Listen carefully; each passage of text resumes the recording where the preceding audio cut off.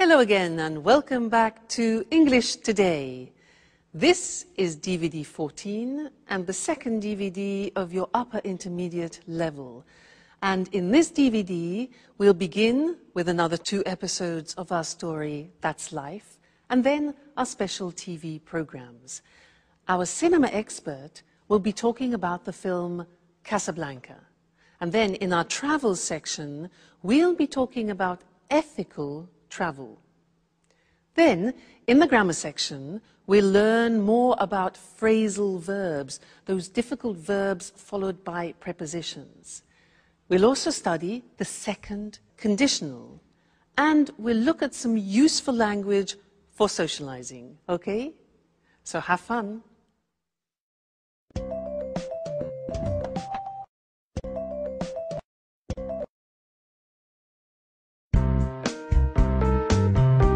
Really? Peter was going to punch Jack? That's right. But luckily I arrived in time. I'm glad I decided to check up on them. Wow. What happened next? Well, Jack and I left, and I think Peter and Sharon carried on with their argument. Wow. Oh, it's a shame I wasn't there. But you knew about Jack and Sharon, didn't you? Well, yes. I found out by chance. I came across a photo of them together while I was cleaning one day. Wow. What an incredible story. Could you stop saying wow? This isn't a film. If it were a film, there would be a happy ending. Well, to tell you the truth, I think this is more exciting than The Bold and the Beautiful. What's going to happen now? I have no idea. If Sharon doesn't go to Japan, I think she and Jack will probably get back together. And how are you getting on? If I were you, I would forget Jack. Oh, don't worry about me. I'll get over him. Good girl. If I were you, I would look after myself. There are other fish in the sea, and you are such a great catch. Thank you, Alice. But to tell you the truth, I'm looking forward to not having a man in my life for a while. Don't say that. I know you're hurt, but what would you do if you met a nice, handsome young man who, by the way, loved cleaning as much as you do? Well, if he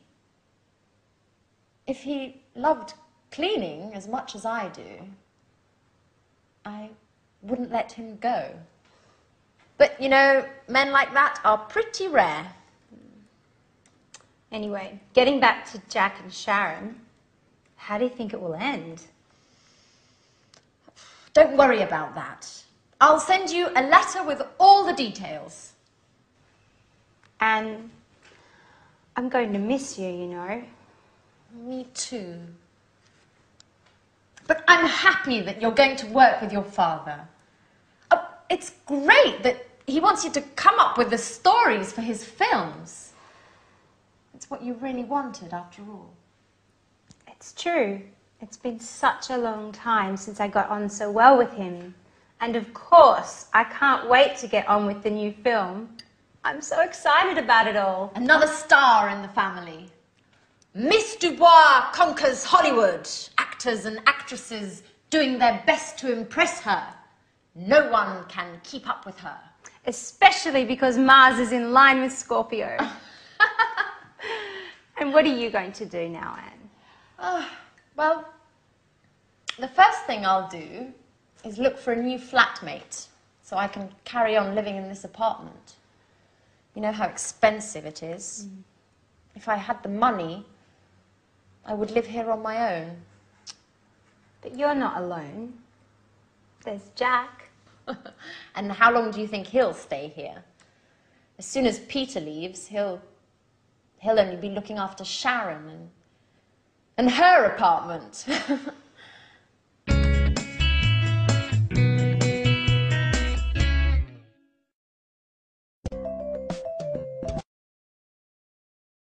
Hello again and welcome back for another lesson in your live TV program of English language.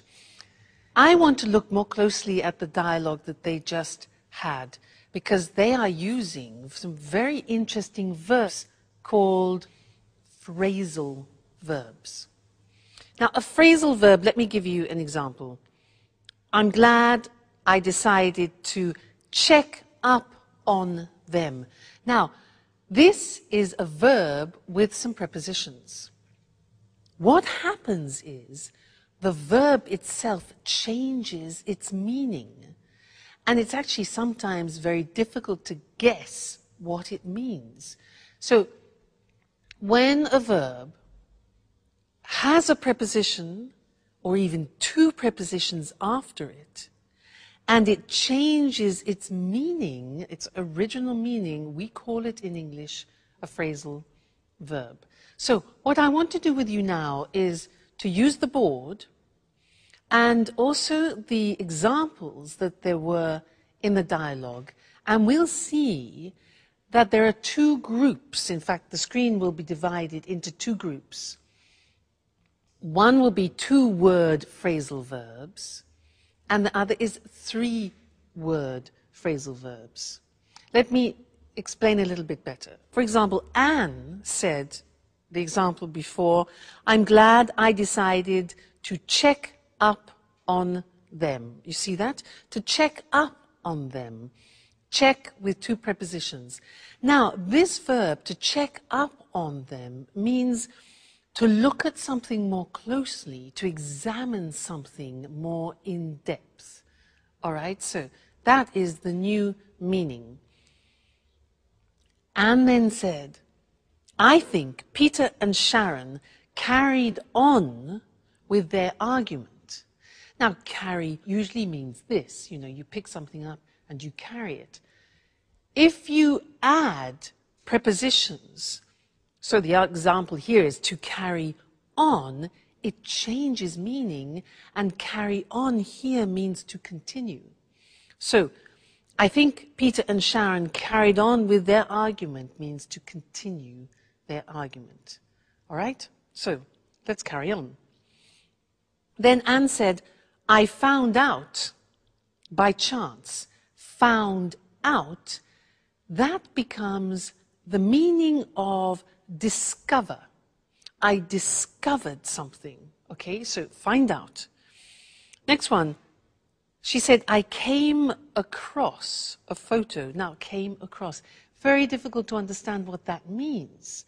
Because in this context, to come across, it means to find something or to find someone by chance. She says, I came across a photo of them together while I was cleaning one day. Okay, you see, they're not easy, quite complicated.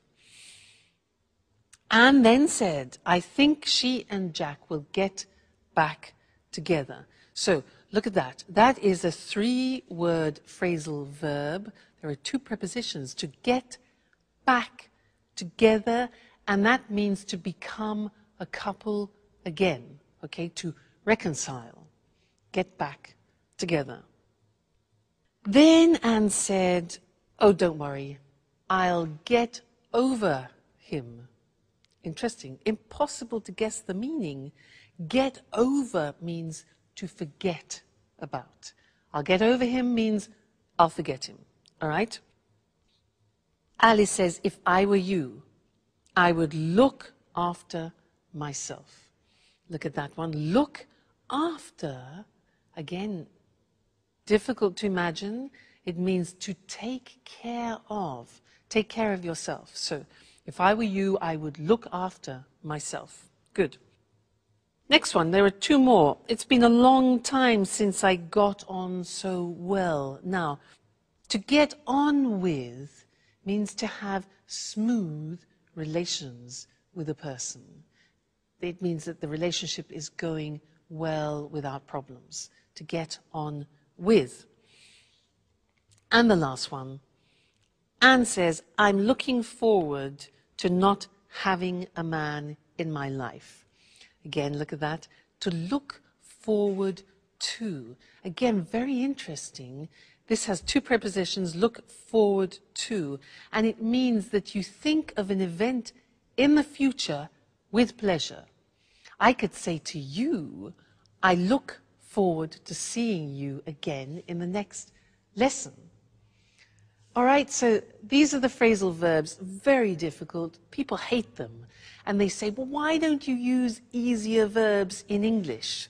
Well, they come from Anglo-Saxon, and because we use them very often, I'm afraid you have to get familiar with them.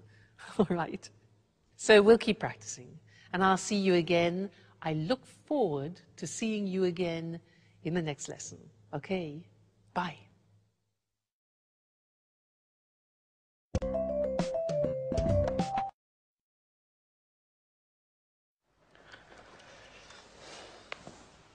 Hi, Sharon. Could I speak to you for a moment? Sure, Peter. I'm listening.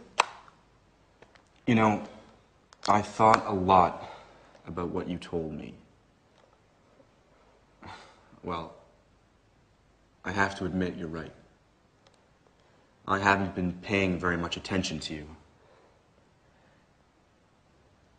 I won't be angry if you don't want to stay with me. Oh, Peter. Don't worry about me. Just look forward to your musical. It's your big break, isn't it? If you weren't so committed, you wouldn't be the man for the job now, would you? You're a star, right? Yes, I know. It just isn't easy imagining Japan without you.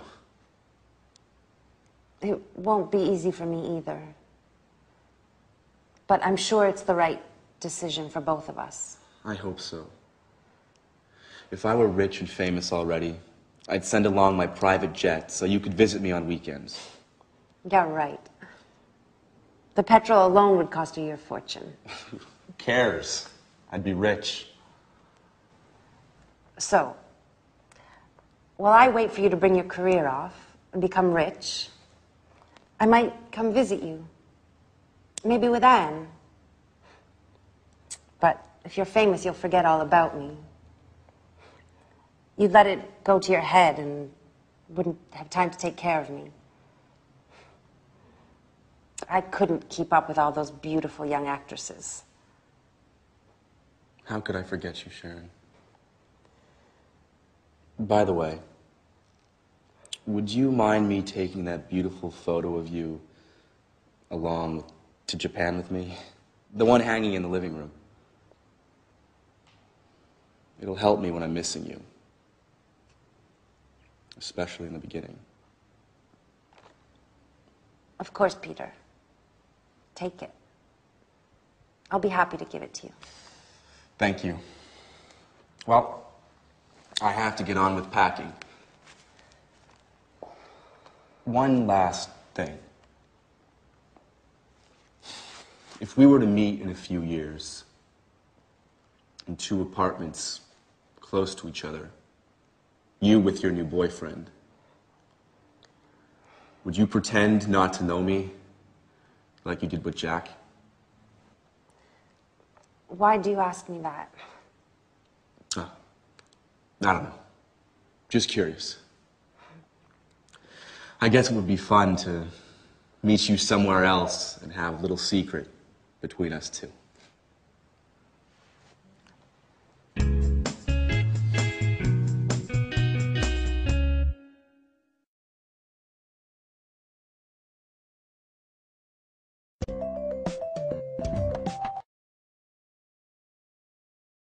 Hello again and welcome back for some more English.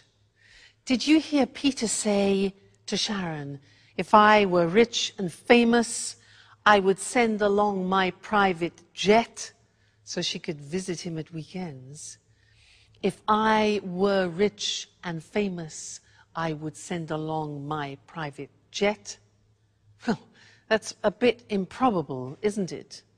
But it's useful for us because it means that we can learn another grammatical form, because he was using the second conditional. Remember in another lesson we learnt the first conditional. This one is the second conditional. So, if I were rich and famous, I'd send along. Now, this is unusual because you say to yourself, wait a minute, if I were, that's not right, because I taught you, I was, you were, he, she, it was, we were, you were, they were. How can you say if I were? Well, it's a special grammatical form. It's a subjunctive form, probably the only subjunctive form left in English. And when you say, if I were you, you're putting yourself in somebody else's shoes. Okay? He says, if I were rich and famous. He uses the verb to be, and this is where the subjunctive comes into play. All right? So, very unusual. You must have probably heard this expression, if I were you. If I were you, I would do this. And I want to give you some examples of that because it's very common in English. If I say to you, for example, I'm tired, you could answer, if I were you, I'd go to bed. Now, if I were you, that's the past form, followed by I would go to bed. That's the conditional form, conditional to. If I were you, I would go to bed. Another example, smoking, yeah? I say, look, I can't stop smoking. I want to stop smoking, but I can't. You could say to me, well, if I were you, I'd go to a hypnotist, for example. One possibility, why not? If I were you, I would. Another example, imagine that I am bitten. Look, Mr. Snake bites me. I've been bitten by a snake. I've been bitten by a snake. You could say to me, well, if I were you, I would suck your blood out. Or, if I were you, I would go immediately to a doctor. So do you see how this works? If I were you, I would. Let's go to the screen now because I want to show you that example and also normal examples of the second conditional. So, we use the second conditional when something is improbable. That's why we use if. Let's look at some normal examples. We have if plus the simple past and then would and the infinitive. So a typical example is, if I won the lottery, win 1-1, I'd buy a house. Yeah. If I won the lottery, I'd buy a house. I would buy a house. It's improbable, but if he didn't smoke, negative, past, negative, he wouldn't need an operation. You see, if plus the simple past in the negative and then would in the negative. If you ate less, you would lose more weight. If you ate less, you'd lose more weight. All right, so those are normal examples of the hypothetical situations of the second conditional. And now let's get back to the example I did with you. If I were rich and famous, remember that? If I were. In the episode it was, if he were rich and famous, he'd send an airplane to Sharon. Okay? If I were you, I would forget Jack. If I were you, I would forget Jack. If I were you, I would continue studying with me and English today, if I were you. All right, so that's the second conditional for you. There are three. We've studied number one, we've studied number two, and later on we'll see number three too. Okay? So, goodbye for now. Bye.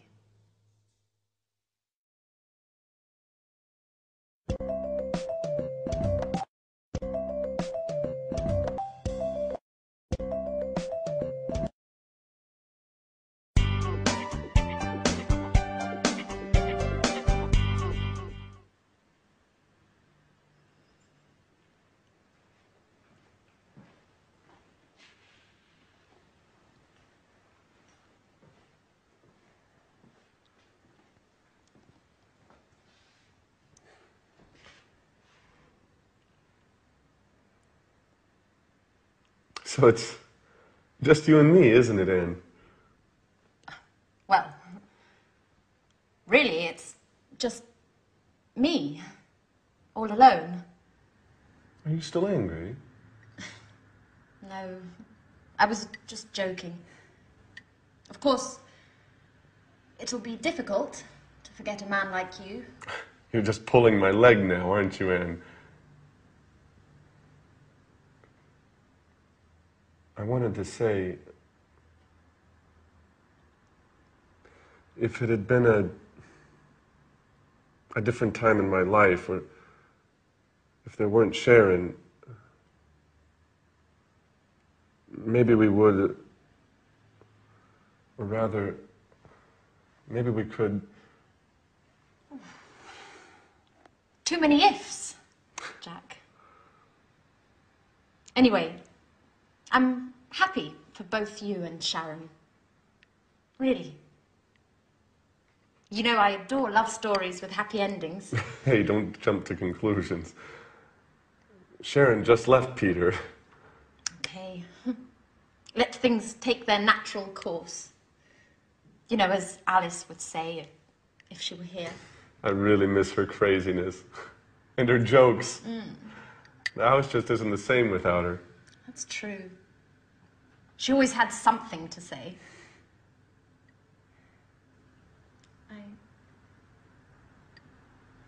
I miss so many things. Like Peter.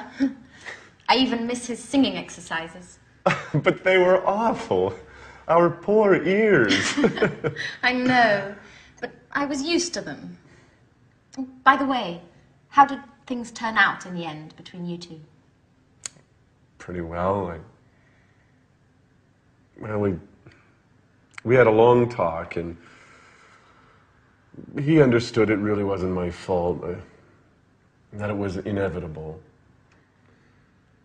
Peter was just too involved with his career to notice Sharon's needs and desires. Let's just say I took advantage of their situation. I'd say so. You've never missed a chance like that in your life, have you? It's late. I have to go. I'm late as usual. By the way, Sharon and I are going to see a film tonight. Would you like to come? Thanks for the invitation, Jack. But I'd prefer to stay home. Anyway, a possible new flatmate is coming to take a look at the apartment, and well, his name's Nick. Well, actually, I've got to get things tidied up. That's right. Cleanliness is next to godliness, huh? Don't work too hard, Anne. Perhaps Nick is less tidy than Alice and I put together. Oh, no. I lost the battle with you two, but it's time to put an end to all this chaos. I'll ask him all the right questions, but if I get the feeling he doesn't like cleaning, I won't let him in the door.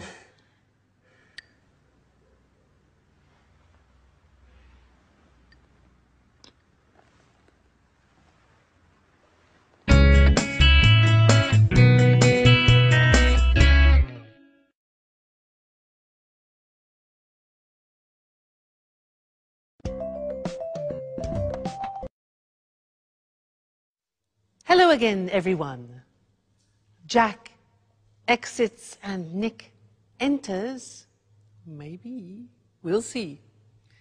Now, I have a quiz for you. You've learnt a lot of language up until now, and I want to see how much you remember of what you've learnt. The quiz is this.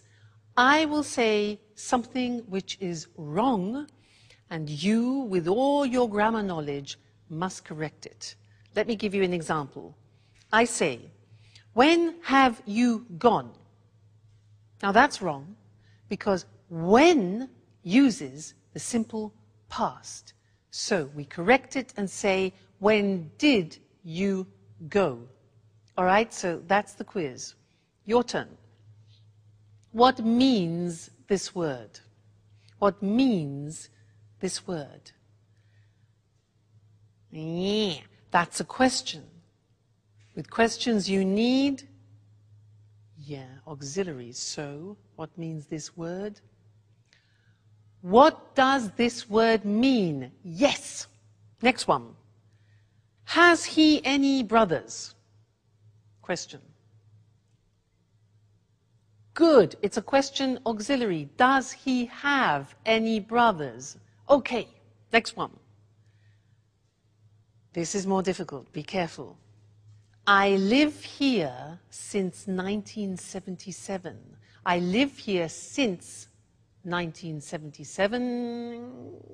Think of since. Yeah. Present perfect continuous. I have been living here since 1977. Great. Next one. What do you do tomorrow? What do you do tomorrow?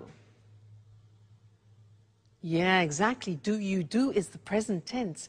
Tomorrow is the future. So, what are you doing tomorrow?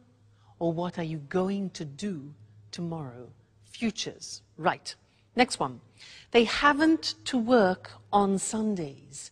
They haven't to work on Sundays. Negative. Wrong. Present tense, the auxiliary. Exactly. They don't have to work on Sundays. Great. Next one. Do she play tennis? Do she play tennis? Terrible. Yeah. Exactly. Third person. So, does she play tennis? Excuse me. Next one. I call you later. I call you later. Think of this. Snap decision. So it becomes exactly, I'll call you later. Great. Next one. He just left. He just left. Okay, we have just. With just, we use genie, just, ever, already, never, yet.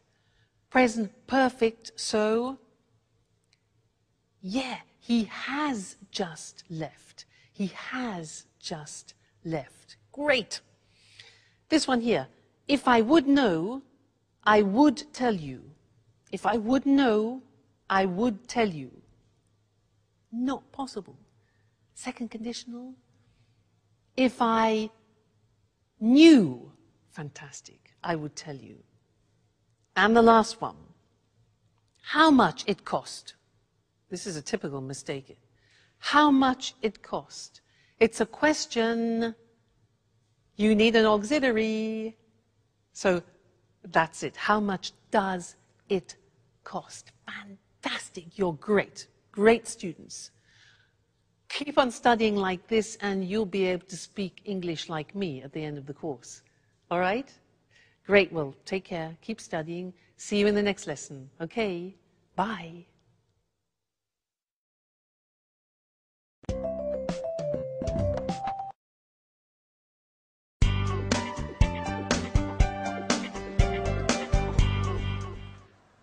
Good evening. My name's Nick. How do you do? How do you do, Nick? My name's Anne. It's a pleasure to meet you. The pleasure's all mine. So this is the apartment. It's very beautiful. And so clean and tidy. I love cleanliness. I'd even say that I'm a maniac for cleaning. Really? Well, yes. My friends give me a hard time. They say that I'm the mommy of the group. Is that so? My friends say the same thing about me. Well, there's another thing, Anne. To tell you the truth, it's a little embarrassing. I have another hobby which I adore. What would that be? Well, I just adore cooking. In fact, could I take a look at the kitchen? Are you okay, Anne? What? The kitchen. Do you think you could show me the kitchen? Oh, I'm sorry. It's just that, well, I love cooking. Fantastic. That way we can experiment and try out new dishes together, okay? So, where is it? Right.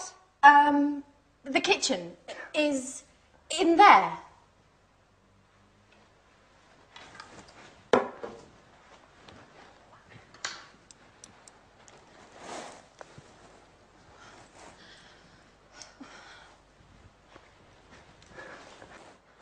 Great.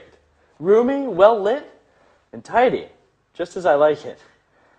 I've got to confess that the kitchen is key to whether I come to live here or not. Oh, well, Nick, are you pleased? I mean, with the apartment. Oh, yes. It's very lovely. I like it very much. Not only the apartment. Thank you. So, when would you like to move in? Well, if it's all right, I'll move in tonight. I just need some time to get my things. Oh, that's great. Well, I'll cook up some dinner while you get your things, and then you can tell me what you think. I'm sure I'm not as good a cook as you. I'm not so sure. I'll go get my things. I'll try to hurry up, and then I can give you a hand. You know what, Anne? I think we're going to get along well.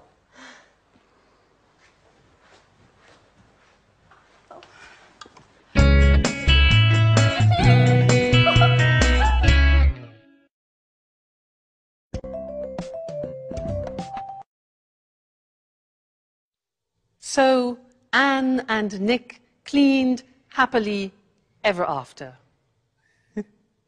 Now, in the last episodes, we have seen lives changing, we've seen people saying goodbye, and I want to look at that language that we use when we say farewell. Farewell, in English, is a word which means stay well in the future. So let's look at some of the language we can use. We heard, I'm sorry to see you go, and also, I'm going to miss you. I'm going to miss you. Hope to see you again soon is something we very often use. Hope to see you again soon, okay? Call me from time to time. Call me from time to time is a nice one. Another really nice expression in English is let's keep in touch. Let's keep in touch, all right, so that you continue having a contact with that person. Let's keep in touch. Let me know how you're doing. Let me know how you're doing, okay? Then saying goodbye to people, some examples are all the best. All the best for your new job, for example, to Peter. Good luck with your new job. Another very common expression, good luck with your new job. See you soon. See you soon. Yes, like an imperative there. Take care. That's really very nice. It means look after yourself. Look after yourself or take care. Then safe journey. Now that's when people are leaving by car or by plane or by train. Safe journey. And you're wishing that they have no problems. Then goodbye. or more informally, bye. Cheers, which is something that we use a lot in England, and we also use it when you're drinking with someone, cheers, also for goodbye, cheers. And we also use the Italian form ciao. So, bye, cheers, and ciao until our next lesson, where we'll be doing some more English language. Ciao.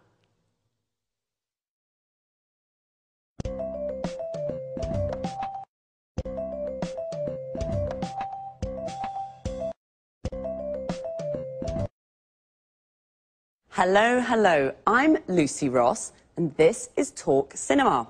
And today, with our cinema expert, Sanjeev Gupta, we pay homage to one of the most popular films of all time, an unforgettable Hollywood masterpiece. I don't think I need say more. I'm sure you all know the film we're going to talk about today, Casablanca. Casablanca. The amazing cast, the fantastic script, and of course, the unforgettable story. Yes, there'll always be a place in my heart for Casablanca. And not only in your heart, Sanjeev. Well, let's try to explain to our viewers why this film is so popular. First of all, there are the performances of two of Hollywood's greatest actors, Humphrey Bogart and Ingrid Bergman. And secondly, it's a film that was able to bring romance together with the serious theme of resistance to the Nazis. The end result is a passionate love story brimming over with emotion. Yes, you just can't forget the wonderful performances of Humphrey Bogart and Ingrid Bergman. Could you run through the plot for us, Sanjeev, just to jog our viewers' memories? Sure. Casablanca takes us back to a wartime Europe of Nazis and freedom fighters. The film, directed by Michael Curtis in 1942, focuses on the character of Rick Blaine, a cynical American who has escaped from occupied France to open an upmarket jazz bar in the Moroccan city of Casablanca. He has to choose between his love for Ilsa and his duty to help her husband Laszlo, a resistance leader, to escape from Morocco to continue his fight against the Nazis. Ilsa first met and fell in love with Rick in Paris. She believed her husband had been killed by the Nazis. When she discovers that Laszlo is still alive, she leaves Rick abruptly without explanation and returns to Laszlo, leaving Rick feeling betrayed and bitter. In the end, Rick sacrifices his love and helps Laszlo and Ilsa to escape to Lisbon. Wow, that's it, yes. Who can forget Rick's famous line to Ilsa as she gets on the plane at the end of the film? "We'll always have Paris." That's true. There are also several other famous lines in the film. For example, when Rick says to Ilsa, "Here's looking at you, kid." Or when Ilsa says to Sam, the piano player, "Play it, Sam, play." Wait a minute, what's the name of that song? Oh yes, I remember. As time goes by, I've sung it so many times.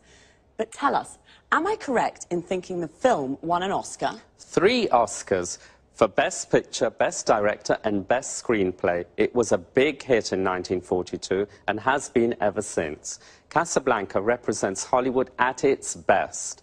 A film with undying universal appeal. The film is still shown regularly in America. Really? Do you mean on TV or in the cinema? Both, actually. You know, colleges across the USA show the film every year during the week of graduation exams.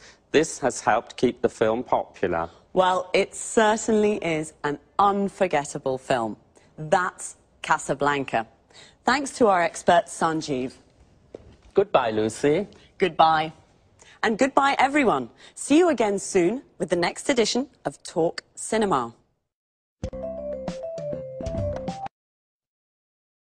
So, have you seen Casablanca? It really is an unforgettable masterpiece. We say something is unforgettable when it's difficult to forget. Casablanca is unforgettable because it's such a good film. We call it a masterpiece. A masterpiece is an excellent piece of work. We usually use it for films, books, and art. Why is Casablanca such an unforgettable film? First of all, the amazing cast. Amazing here means incredible, very good. The cast is all the actors of a film. Casablanca features Humphrey Bogart and Ingrid Bergman. If you've seen it, you can't forget their incredible performances. An actor's performance is the way the actor plays his or her role. Secondly, the script. The script is the text of a film or a play. In fact, Casablanca won 3 Oscars, one for the best screenplay. The screenplay is another word for the script. It won Best Director. The director was Michael Curtiz. We say it was directed by Michael Curtiz. And it won Best Picture. Best Picture means best film. I'll quickly run through the plot to jog your memories. What does all that mean? To run through something means to make a brief summary. The plot is the storyline, what happens in the film. And to jog someone's memory means to help them remember. Sanjeev jogged my memory. He made me remember some famous lines from the film. A line is something an actor says in the film.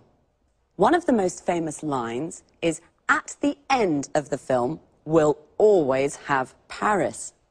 Notice how we say, "at the end of something," but "in the end" means finally, after some time. And now it's time for me to say goodbye. So, see you all next time. Bye.